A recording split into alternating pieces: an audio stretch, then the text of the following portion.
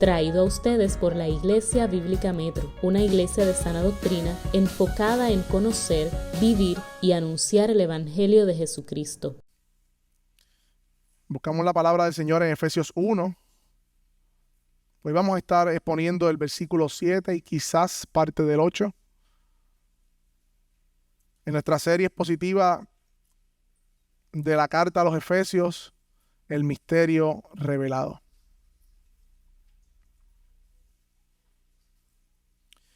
En la Biblia congregacional, en la página 1201.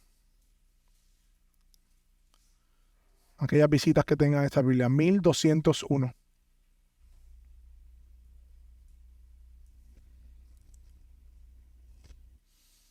Así que dice el versículo, vamos a leer el versículo 3 para coger completo el texto, ¿no? Que comienza desde el 1, pero el 3 la idea. Dice el versículo 3, bendito sea el Dios y Padre de nuestro Señor Jesucristo, que nos ha bendecido con toda bendición espiritual en los lugares celestiales en Cristo. Porque nos escogió en Cristo antes de la fundación del mundo para que fuésemos santos y sin mancha delante de Él en amor. Nos predestinó para adopción como hijos para sí mediante Jesucristo, conforme a la buena intención de su voluntad, para la alabanza de la gloria de su gracia, que gratuitamente ha impartido sobre nosotros en el amado. Este es nuestro texto.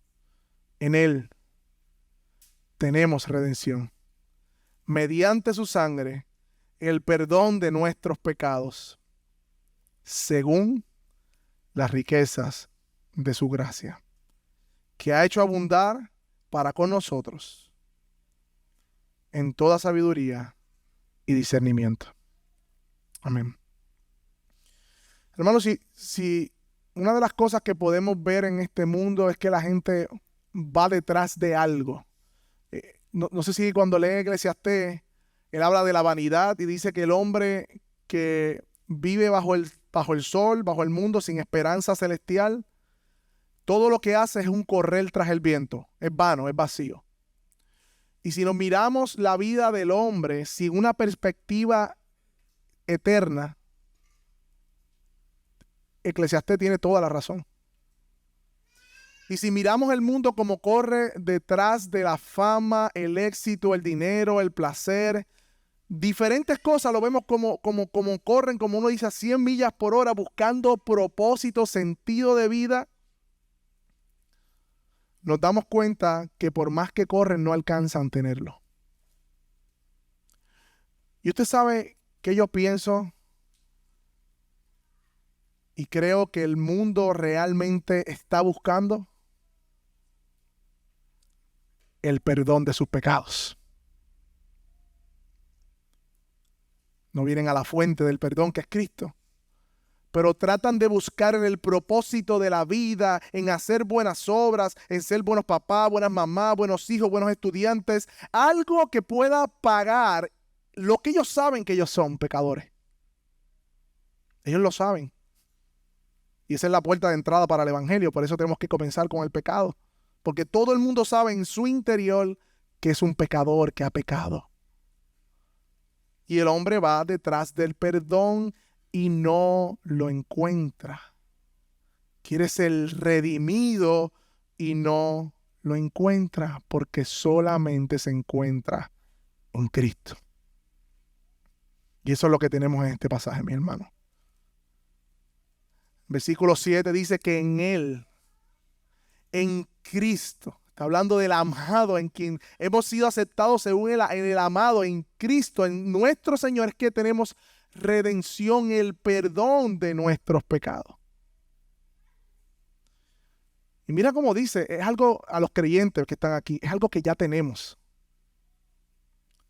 Es algo que ya tenemos, es algo presente, es algo que ya ha sucedido, así como la elección ya ha sido efectuado. Hoy tú y yo tenemos redención y quizá si lo dejo ahí, muchos nos quedaremos en conceptos extraños de lo que pensamos que es la redención. Pero la Biblia nos habla de la redención. Y manera general, hermanos, aquellos que hagan notas, la redención es el acto de liberar a una persona, es el acto de rescatar a una persona de una condición muy grave o de una consecuencia muy grave.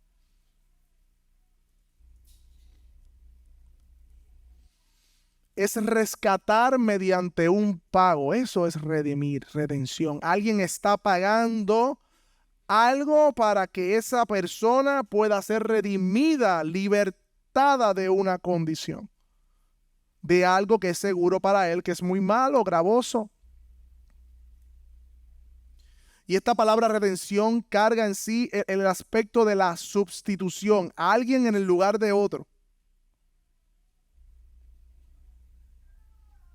Es alguien que paga y otro que recibe el beneficio de ese pago, mis hermanos. Y hace referencia a recuperar, hermanos, a recuperar o readquirir por rescate. Sí, cuando el texto dice en él tenemos redención, todas esas ideas están allí en esa palabra. Todas. Yo pasaba esta semana por el expreso, ¿verdad? 52, no recuerdo el 22, a la altura de Buchanan. Y miramos a la derecha y vimos una cárcel. Pensamos que era la federal, no es la federal, es la correccional 501, creo que se llama. La tuve que buscar hasta en Google. Y vimos un montón de verjas y vimos muchas paredes cerradas y vimos seguridad. Y comenzamos a hablar, Yamair y yo, acerca de cómo hay hombres allí que perdieron su libertad. Estas personas que estaban allí están pagando una condena. Han perdido su libertad. Fueron juzgados y el resultado del veredicto, ¿sabe cuál fue? Culpabilidad. Culpabilidad.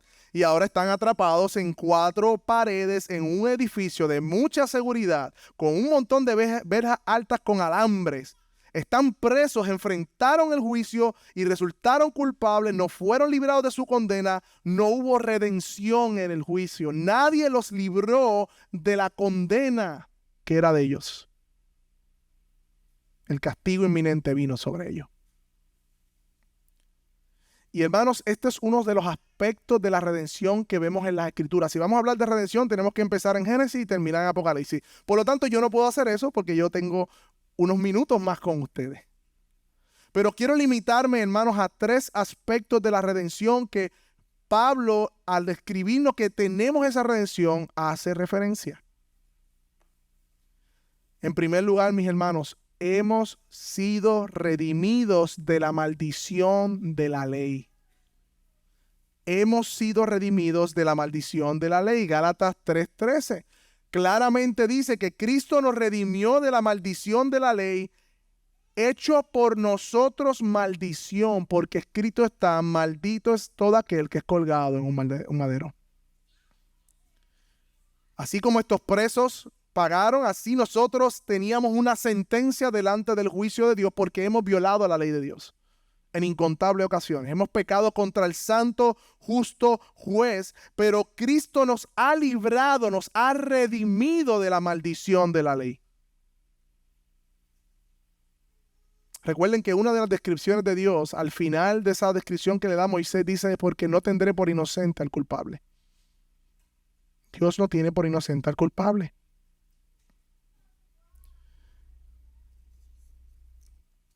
Esta maldición, hermanos, era el castigo seguro, tan seguro como el aire que está respirando ahora mismo, que teníamos reservado por nuestros pecados. Porque la paga del pecado es la muerte. La paga del pecado es la muerte. Y Cristo nos libró de ese castigo seguro, haciéndose Él maldición por nosotros, mis hermanos. Recibiendo sobre sí la condena de la ley que era nuestra. Un segundo aspecto de la redención, mis hermanos, es que hemos sido redimidos del dominio del pecado. Redimir es libertar a un esclavo, a alguien de una condición de esclavo. Cuando estábamos fuera de Cristo, mis hermanos, esa era nuestra condición, esclavos del pecado. Tú y yo éramos esclavos del pecado. Al igual que Israel fue esclavo en Egipto, hermanos, en Éxodo vimos cómo ellos estaban bajo las duras cargas del faraón, bajo presión. Deuteronomio 7 al 8 dice que el Señor no puso su amor. Y miren las palabras cuando está hablándole Moisés a Israel. Deuteronomios, si quieren buscarlo conmigo, 7 al 8.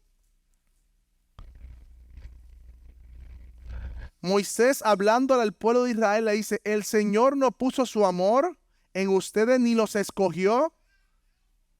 Mira cómo resuenan las palabras de Efesios aquí también. Por ser ustedes más numerosos que otro pueblo, pues eran el más pequeño de todos los pueblos. Versículo 8, Deuteronomio 7:8. Mas porque el Señor los amó y guardó el juramento que hizo a sus padres, el Señor los sacó de la mano fuerte y los redimió de la casa de servidumbre, de la mano del faraón, el rey de Egipto. Esa era nuestra condición. Faraón tipifica a Satanás. Egipto tipifica un sentido, el estado de la esclavitud y cómo Dios nos liberta de la esclavitud. Eso lo dice claramente Hebreos también. Romanos 6, del 6 al 7 dice que sabemos esto, que vuestro viejo hombre ha sido crucificado con Cristo para que nuestro cuerpo de pecado fuera destruido, a fin de que ya no seamos esclavos del pecado. Romanos 6. Por lo tanto, mis hermanos, no solamente hemos sido redimidos de la maldición de la ley, sino que hemos sido redimidos de la esclavitud del pecado. Eso es una realidad espiritual en nuestra vida. Si tú eres cristiano, tu antiguo hombre, tu viejo hombre, ha muerto con Cristo. Ha sido crucificado con Cristo. Dice Romanos 6. Ahora bien, mis hermanos, aunque estos aspectos de la redención son verdad y están implícitos en esa palabra, miremos el pasaje con detenimiento, porque dice, en él tenemos redención mediante su sangre, y dice, el perdón de nuestros pecados. Esto es otro aspecto de la redención, que es el que Pablo le está diciendo a los que están aquí en Efesios, a los cristianos que están en Efesios. Acuérdense que estamos hablando de las bendiciones espirituales que hemos recibido en Cristo. Y esta redención a la que Pablo hace alusión aquí a estos hermanos, le está diciendo, ustedes fueron redimidos mediante su sangre y ha obtenido por esa redención el perdón de sus pecados. ¿Qué significa esto, hermanos? ¿Qué significa esto? ¿Cómo que redimidos mediante su sangre? ¿No? ¿Qué significa? ¿Qué Pablo quiso decirnos con esto, mis hermanos? ¿Qué Dios nos está diciendo a nosotros hoy con esto? Pues nos está diciendo, hermanos, que significa que el Dios del universo, el santo y temible en su juicio, nuestro Dios, el poderoso en verdad, en quien no hay mancha de injusticia o imparcialidad, aquel que conoce tus secretos y los míos, los más profundos de nuestro corazón, que nada escapa de su conocimiento, que verdaderamente puede juzgarnos con verdad y nunca equivocarse, hermano. Ese Dios, por medio del derramamiento de la sangre de su precioso Hijo, te ha otorgado, si eres creyente, el perdón de todos tus pecados. Presentes, pasados y futuros. La redención mediante su sangre, el perdón de tus pecados, de nuestros pecados. ¿Qué significa eso? Que Cristo compró el perdón de nuestros pecados al precio de su vida, mis hermanos. Al precio de su vida. En Él tenemos la redención mediante su sangre, el perdón de nuestros pecados. El perdón de nuestros pecados. Ahora bien, mira lo que dice el texto. Mediante su sangre. Mediante su sangre. Y la sangre desde el Antiguo Testamento, no sé si cuando hacen su lectura ven que dice que en la sangre está la vida. Y también nos recuerda el sistema de sacrificios de Israel que Dios instituyó. Sin derramamiento de sangre no hay remisión de pecados. Un animal tenía que ser sacrificado y su sangre era vertida en lugar del pecador.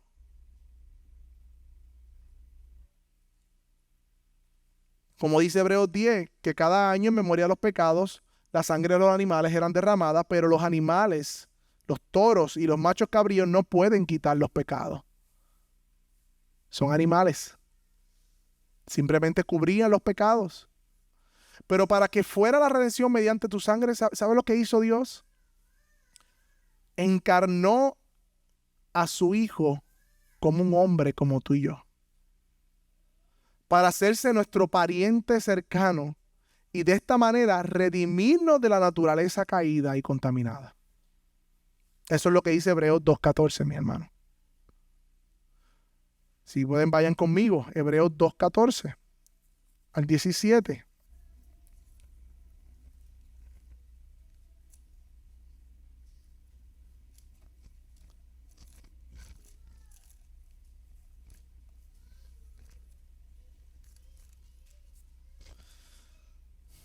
Dice la palabra del Señor, la Biblia de la congregación en la página 2033.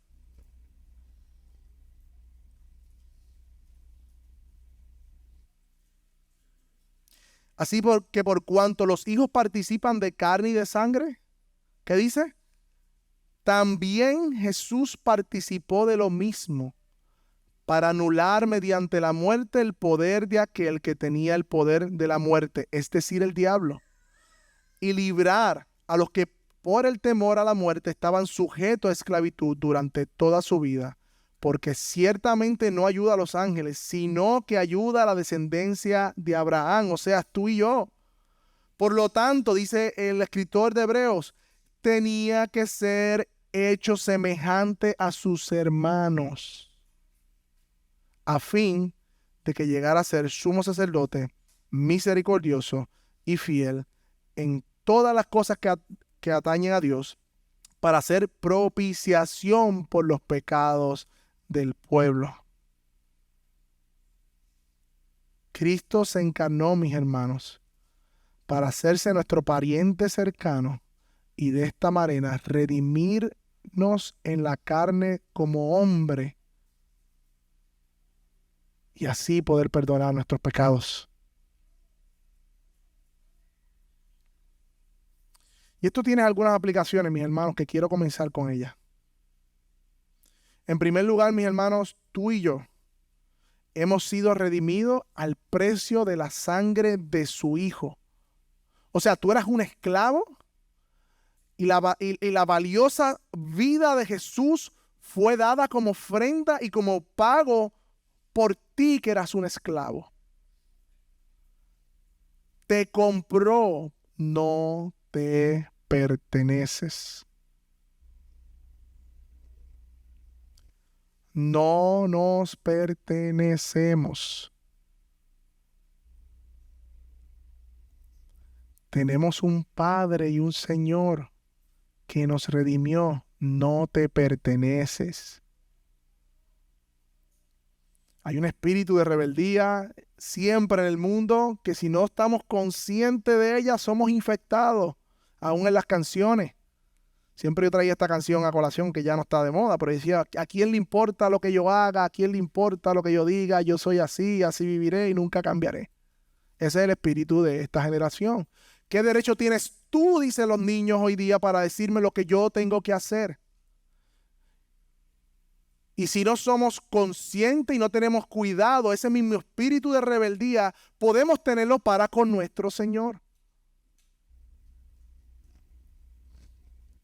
Pero la verdad es que fuiste comprado a precio de sangre, la valiosa sangre de su Hijo, no te perteneces. No, no es tu vida. Es de Él.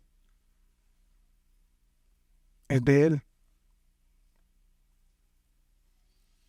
Por lo tanto, si tú y yo hemos sido redimidos como una segunda aplicación, significa que no debe haber, y esto lo compartí ayer en el catecismo, un catecismo que compartimos, significa que no debe haber ninguna parte de nuestra vida que no haya sido entregada a Él.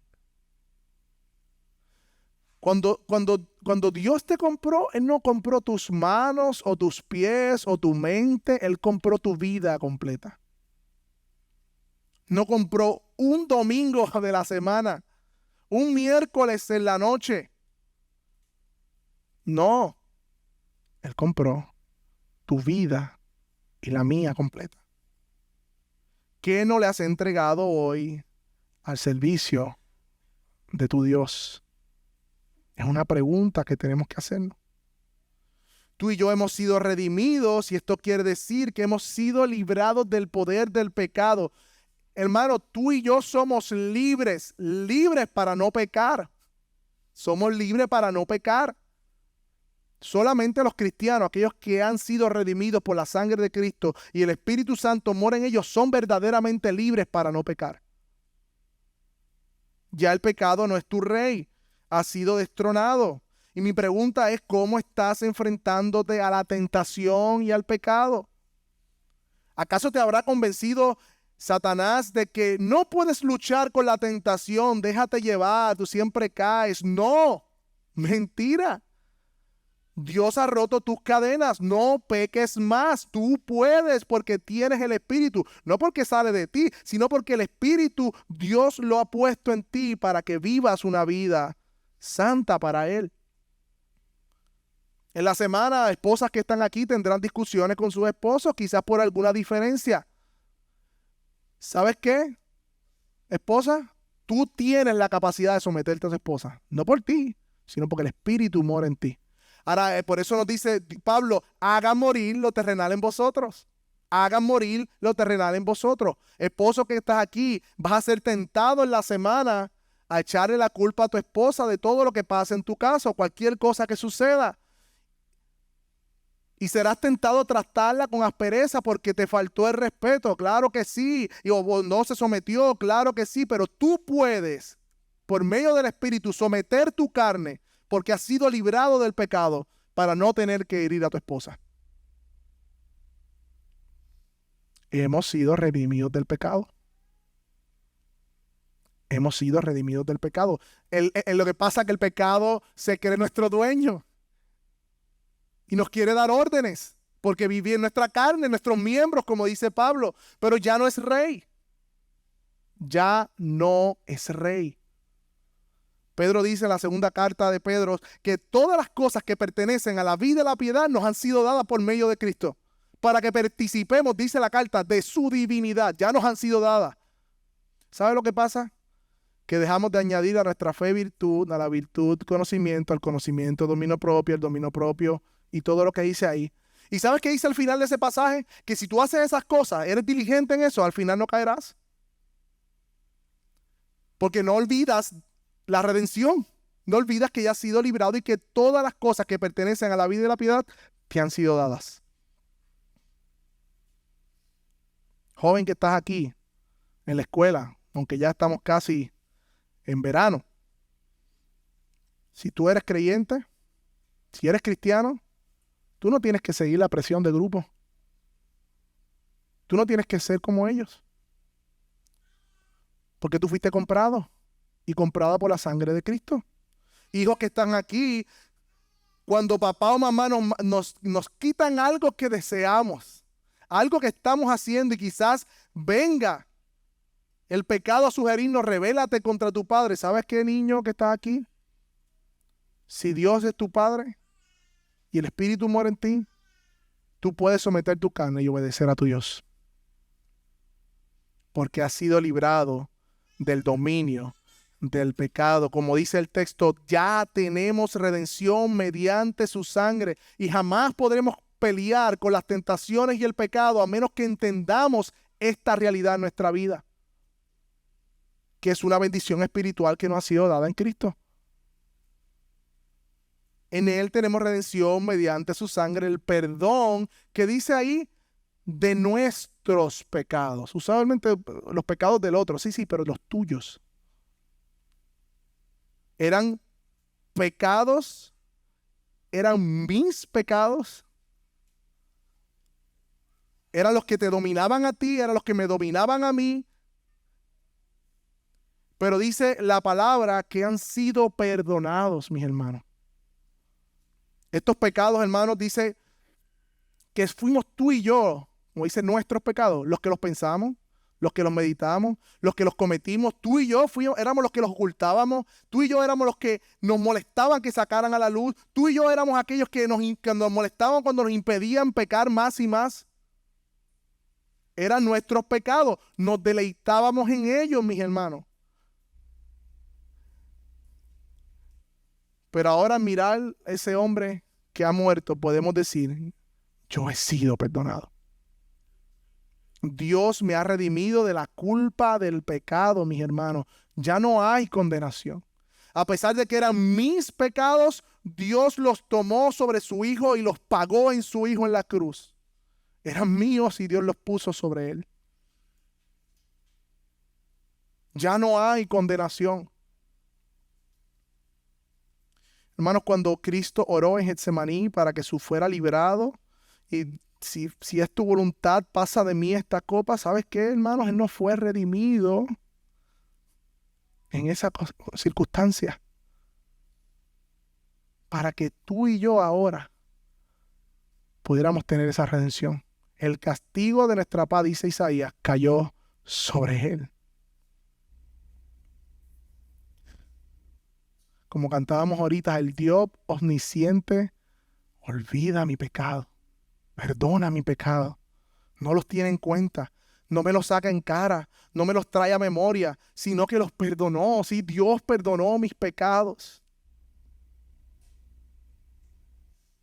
Pero hermanos, tenemos un adversario, tenemos a Satanás. ¿Sabes qué significa Satanás? El acusador.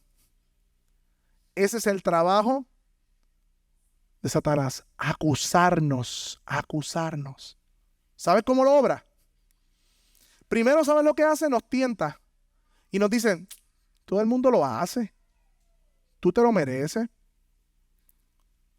hazlo para atrás, toma la venganza en tus manos, te toca a ti, siempre es lo mismo, vamos, date un poco de placer, nadie te ve, total, Dios te perdonará. Ese es Satanás. Reduce la gravedad del pecado para que seamos tentados. Esto lo hacen para llamarnos a tentación. Pero ¿sabes qué pasa? Que cuando cometes el pecado, te acusa diciéndote, mira para allá qué clase de cristiano reformado eres. Ahora que estás y que la sana doctrina, mira, te acusa diciéndote qué gran pecador eres. Usa tus emociones, tus sentimientos, circunstancias para tentarte, bajar la gravedad del pecado. Una vez peca, se retira para acusarte delante de Dios y te dice, eres un hipócrita, no te da vergüenza, deberías irte primero tú y limpiarte antes de venir a Cristo. Así te dice Satanás. Se escucha muy moral y muy bonito. Pero cuando el Espíritu Santo obra en nuestro interior y nos convence de pecados, que es una tristeza para arrepentimiento, y venimos a Dios y decimos, Padre, perdónanos porque hemos pecado contra ti. Vienen Satanás y pone dardos de duda en tu mente. No se cansa. Ahora te dice, ¿tú crees que Dios te perdonó? ¿Tú crees en esas promesas?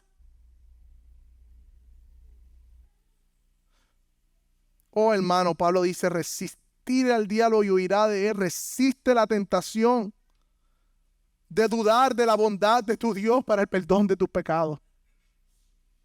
Porque esa es la estrategia de él para mantenerte alejado de Dios. Si tú caes en la trampa de querer arreglarte primero tú para venir a Dios, ¿sabes lo que estás haciendo? Cayendo en la mentira. Porque tú mismo te pondrás un estándar que sabes que serás acusado por el mismo Satanás y nunca vendrás a Dios en arrepentimiento.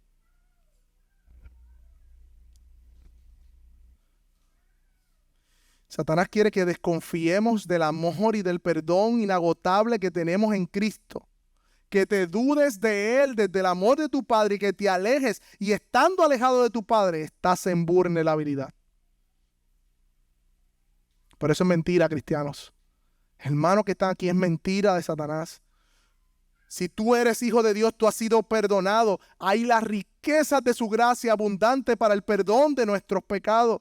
Tú estás escondido en Cristo, dice la palabra. En Dios dice que ya no hay condenación. Todas las promesas son en Cristo, sí y amén. Dios no miente, Dios no cambia, hermanos, como nosotros.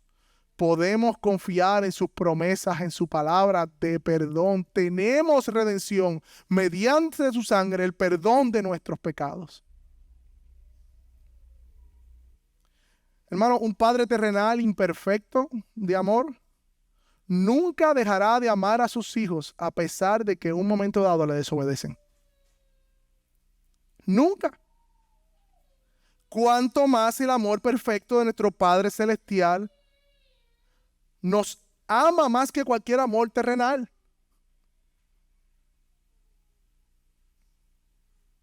Hermanos, eran nuestros pecados. Sí, eran nuestros pecados. Pero mediante su sangre, su muerte en la cruz, han sido perdonados. Han sido perdonados. Y perdonar implica tomar la decisión intencional de dejar atrás el resentimiento y la ira por las justas faltas cometidas. Y esta decisión la ha tomado Dios en Cristo. Porque Cristo fue el Cordero. Ahora bien, ¿qué tipo de perdón es este? ¿Qué tipo de perdón es el que Dios nos da? Porque no es como el nuestro. En primer lugar, por nuestro orgullo, hermano. Nosotros perdonamos con mucha dificultad. Con mucha dificultad por nuestro orgullo.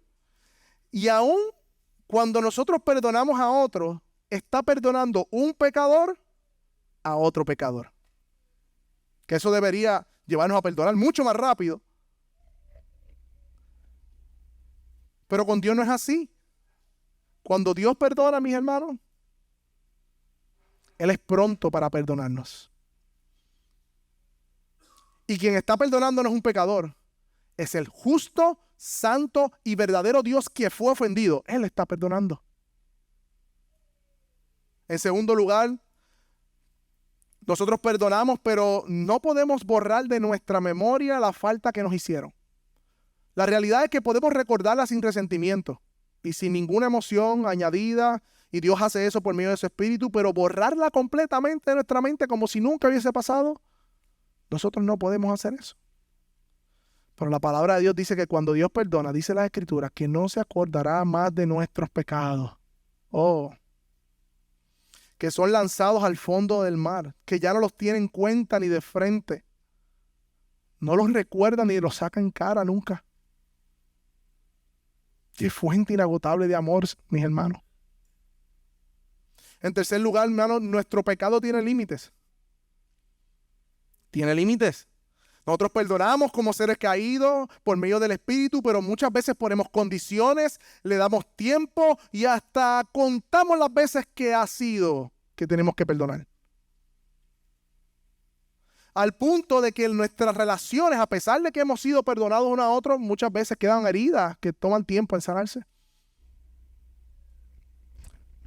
Pero el perdón de Dios, dice el pasaje, es ¿según qué? ¿Según qué? Según la riqueza de su gracia. O sea, y aquí un comentarista me gustó cómo lo expresó y dice, el Padre no perdona meramente haciendo uso de su gracia, sino conforme, que es distinto, a las riquezas de su gracia. Y hace una ilustración y dice, imaginemos que dos personas muy ricas, al pedirle que estas personas contribuyan a una buena causa, ambos dan de su riqueza. El primero, sin embargo, dona una cantidad miserable, muy lejos de lo que él se esperaba o de lo que ganaba. Este solamente da de sus riquezas, pero no conforme a ellas. El segundo es generoso con sus donaciones hacia cualquier causa noble y da conforme al monto de la fortuna que tiene. O sea, que el perdón de nuestros pecados es según las riquezas de su gracia. O sea, Dios siempre da y perdona conforme a las riquezas de su gracia, conforme en equidad a lo que Él posee, y su gracia es infinita, es eterna, hermano. Es una fuente inagotable de gracia. Su gracia hacia el indigno es de carácter infinito. Porque quizás nosotros pensamos, pues pedir el perdón al Señor por esto, pero mis hermanos, en cada pensamiento, en cada intención, lo que dejamos de hacer, lo que no hacemos, aún hay tantos pecados desconocidos, aún Dios tiene misericordia y gracia con pecados que aún no hemos podido confesar por nuestra boca. Y cuidado nuevamente con los peros. Cuidado con los peros. Sea Dios veraz y todo hombre mentiroso. Nuestras concepciones legalistas de Dios, ¿sabes qué hace? Vestimos de piedad el legalismo y puede ser que esa vestimenta esté impidiendo que disfrutemos de las riquezas de su gracia y a la vez estamos impidiendo a otros que vengan a la verdadera fuente de su gracia, creando dudas acerca de la bondad de Dios, mis hermanos. Ese es trabajo de Satanás, no nuestro. No limitemos la gracia de Dios, que es clara en las Escrituras, hacia sus hijos. No le creamos al diablo. No le creamos que Dios no nos perdonará. No le creas. No caigas en la trampa de que primero tienes que hacer algo para que Él te acepte. Sé de muchos que no son creyentes y visitas que están aquí, quizás vinieron hoy, o quizás usted ha encontrado muchas personas que dicen, no, es que yo soy muy malo para ir a la iglesia. Yo soy un hipócrita si voy, por eso yo no voy. Wow, qué moralidad, ¿no? Qué hombre tan, o mujer tan honesta y verdadera. Precisamente porque eres muy malo y eres un hipócrita, tienes espacio para venir a la iglesia y recibir la gracia del Señor para el perdón de tus pecados. Precisamente por eso, Jesús dijo, yo no vine a llamar a justos. ¿Habían justos cuando Cristo vino? No, no hay nadie justo delante de Dios. No vine a llamar a los que se creen justos. Yo no vine a los sanos. ¿Habían sanos espiritualmente? No, estamos muertos. Yo no vine a llamar a los que se creen sanos. Que reconozcamos que somos malos y pecadores y que somos hipócritas nos cualifica. Tenemos el checkmark para ser perdonados por la gracia de Dios. No hay nadie más alejado de Dios que aquel que se cree bueno en sus propios términos. La diferencia, hermanos, del evangelio y del legalismo es que cuando pecamos, el evangelio nos empuja a correr a los pies del Padre, mientras que el legalismo nos hace alejarnos y escondernos de Él, como hizo Adán. Hermanos, el evangelio es la buena noticia de Dios que ha provisto perdón de nuestros pecados en Cristo. Y hermanos, dice Romanos 1:16 que es el poder de Dios para salvación. No se atreva a limitar esa palabra salvación a simplemente la conversión. Cuando Pablo está diciendo que el evangelio es poder de Dios para salvación, está hablando de todo lo que va a decir en la carta de Romanos, incluyendo nuestra salvación, nuestro perdón de pecado, nuestra santificación, nuestra glorificación. El evangelio no solamente es el marco que entramos al cristianismo, sino que es el camino por el cual nos mantenemos. Por eso, mis hermanos, debemos mantener la fuente abierta de perdón para nosotros mismos y para todos aquellos que vienen a Cristo. Hay perdón en Jesús. Hay perdón en Jesús. No confundamos la voz de Dios hacia los incrédulos que rechazan la gracia con la voz de Dios a sus hijos. No la confundamos. Hermanos, si esto es una doctrina del Nuevo Testamento, de verdad. Bueno, en primer lugar hemos estudiado que el Cordero fue preparado antes de ¿qué? Antes de la fundación del mundo. ¿Para qué era el Cordero? ¿Qué era Cristo? Para ser puesto, sacrificado por nuestros pecados. O sea, hubo redención en la eternidad pasada. O sea, si tú tienes una Biblia y comienzas a leer en Génesis y termina en Apocalipsis, tú la tienes porque Dios reveló cómo su propósito eterno de perdonar a través de Cristo, Él lo reveló en la Biblia. Así que debemos enmarcar toda la revelación bíblica en el perdón de Dios, en la redención.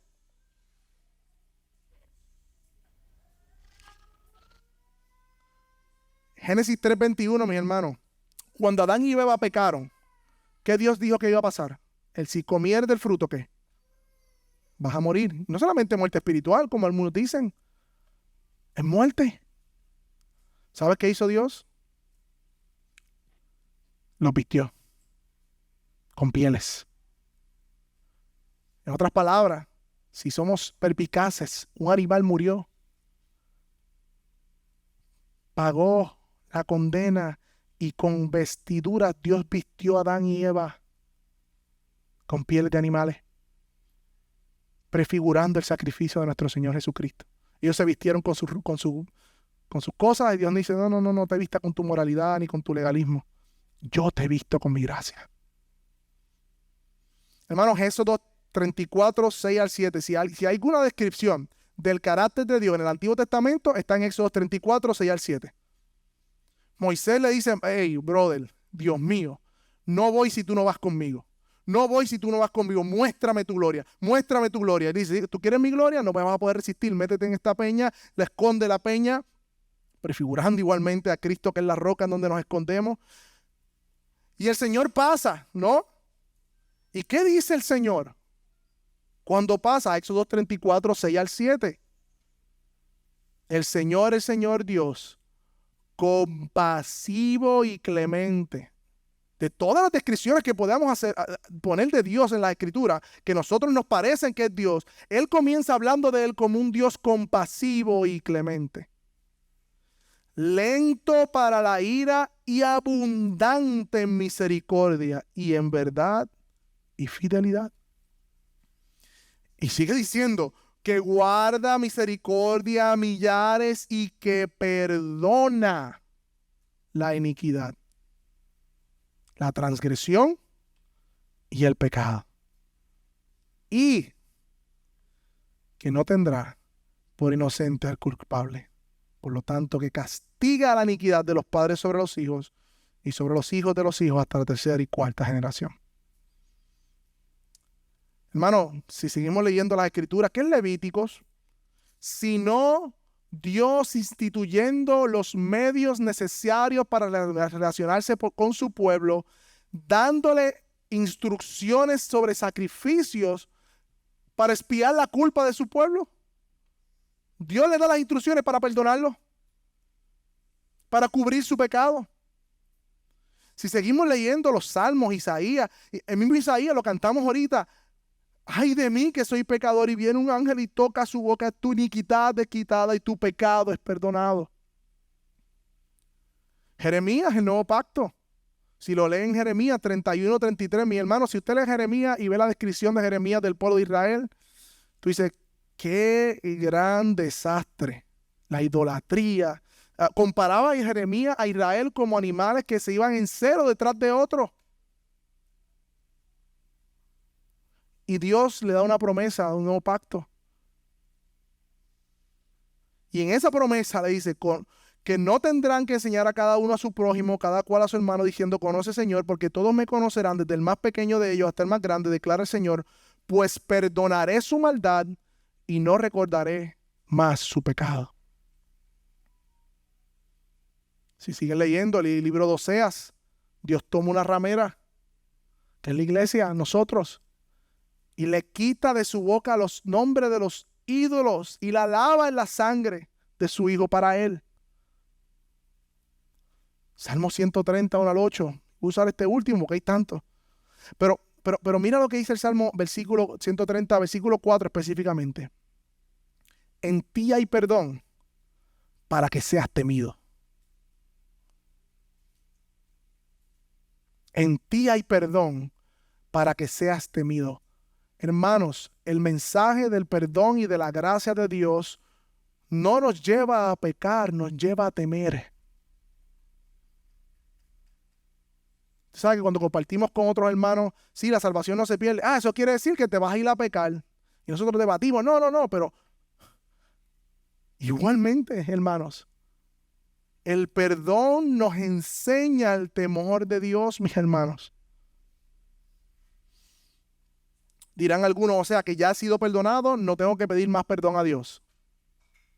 No, mis hermanos, no estamos entendiendo si pensamos de esa manera. Porque en primer lugar la Biblia dice y nos enseña ambas verdades, que hemos sido perdonados. Y cuando el Señor nos enseña a orar, dice en la oración del Padre nuestro, perdona nuestros pecados. Perdona nuestras ofensas. En segundo lugar, cuando pecamos, aunque Dios no deja de ser nuestro Padre en ese momento porque nos ama, y nos ha amado en Cristo de eternidad, nosotros hemos ofendido a nuestro Padre y por lo tanto dejando de disfrutar de la comunión con Él. Y el Espíritu nos contrista, nos contriñe de pecado, porque es el Espíritu de la adopción, y por eso cuando nos convence de pecado, venimos a Él y le pedimos perdón. Una vida de que ha sido perdonado por Dios se va a ver en el día a día de rodillas pidiendo perdón al Padre. En tercer lugar, Juan nos dice que el que dice que no peca es un mentiroso, pero que si pecamos, abogados tenemos para con el Padre a Jesucristo el justo. La vida del creyente, hermano, es una vida de arrepentimiento y fe, no solamente cuando venimos a Él, sino todos los días. ¿Usted sabe por qué, mi hermano? Porque aunque hemos redimidos de la esclavitud del pecado, nos hemos redimido de su presencia. Y en Romanos 8:23 dice que la creación, pero no solo ella, sino que también nosotros, que tenemos las primicias del Espíritu, también gemimos dentro de nosotros, esperando la adopción y la redención de nuestro cuerpo, dice Pablo. O sea, ¿hemos sido redimidos o vamos a ser redimidos? Las dos. Hemos sido redimidos del pecado, pero seremos redimidos de la presencia del pecado, y la creación espera juntamente con nosotros en ese momento. Por eso clamamos dentro de nosotros cuando pecamos: ¡ay, Dios, perdóname! Porque detestamos el pecado en nuestra vida, porque Él ha puesto su Espíritu en nosotros. Gemimos junto con la creación, que también fue sujeta a vanidad. Y hay unas aplicaciones finales, mis hermanos. Hemos sido perdonados, por lo tanto somos libres de la culpa. Dios ha borrado la deuda, ha lavado con su sangre del Cordero. Tengo paz para con Dios. Yo te pregunto, ¿tú vives en esa libertad? ¿Tú sabes cómo se ve una vida que vive libre de culpa? En una vida que tiene comunión con Dios. En una vida que se deleita en estar con su Padre, en oración, porque sabe que ha sido perdonado y tiene muchas cosas por las cuales darle gracias al Señor y disfrutar de su presencia. Hemos sido perdonados, hermanos, podemos perdonar a otros. No hay nada más contradictorio, una vez se dijo, que un creyente que no perdone. Si Dios, que es santo, nos perdonó, ¿quiénes somos nosotros que somos pecadores para no perdonar a otros? Recuerda, mi hermana y mi hermano, la oración del Padre Nuestro. ¿Cómo se ve que hemos sido perdonados cuando perdonamos a otros? Perdona nuestros pecados, como también nosotros perdonamos a nuestros deudores o nuestras ofensas. Así se manifiesta que hemos sido perdonados.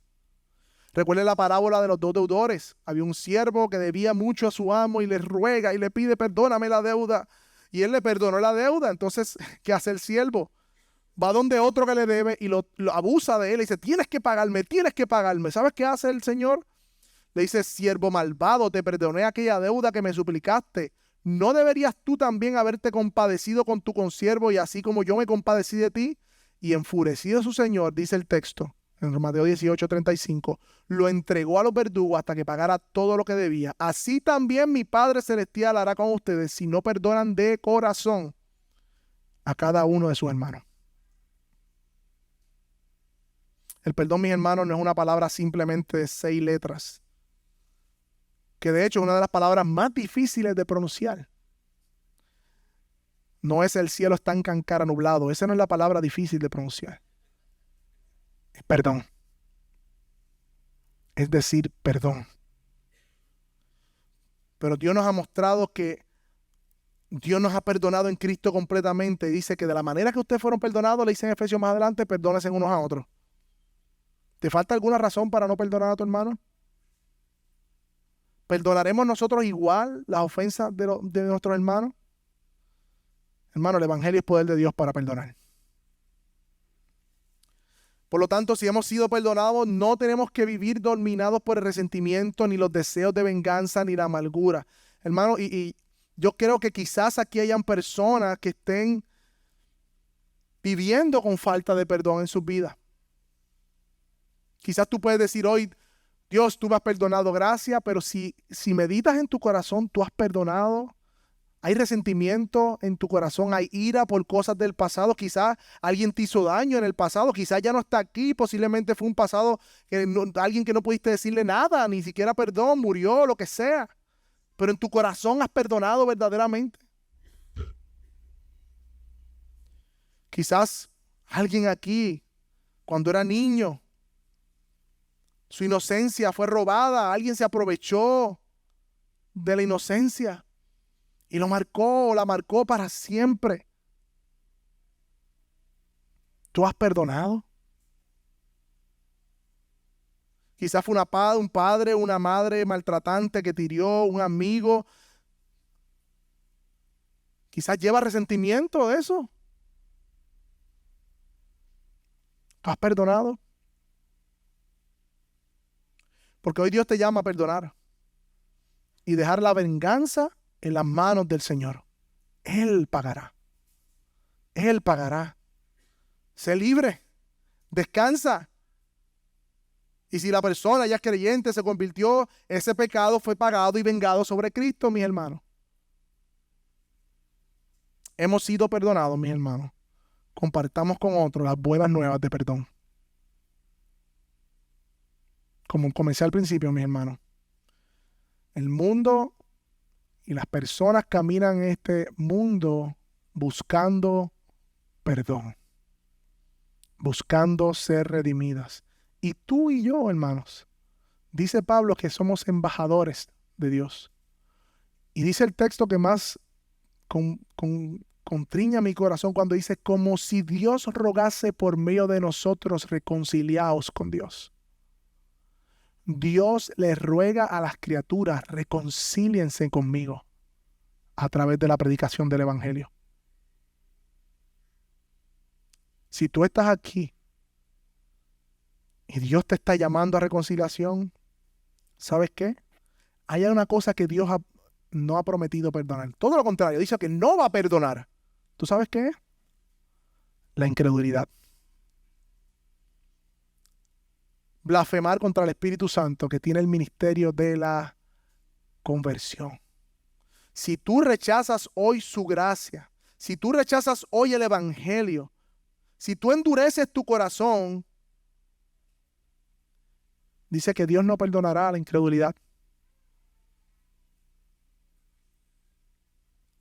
Por eso, visita que está aquí en medio nuestro, hermano que está aquí en medio nuestro, amigo que está aquí en medio nuestro, acepta hoy como un regalo la ofrenda que Dios te da, la bendición que Dios te da en Cristo de ser perdonado.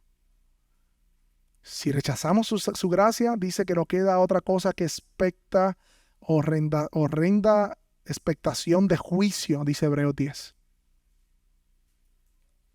Para aquellos que rechazan a Cristo. Y por último, mis hermanos, hemos sido perdonados. Por eso Él nos invita a su mesa hoy. Por eso hoy como iglesia, a los miembros de Iglesia Bíblica Metro, nos acercamos a la mesa del Señor.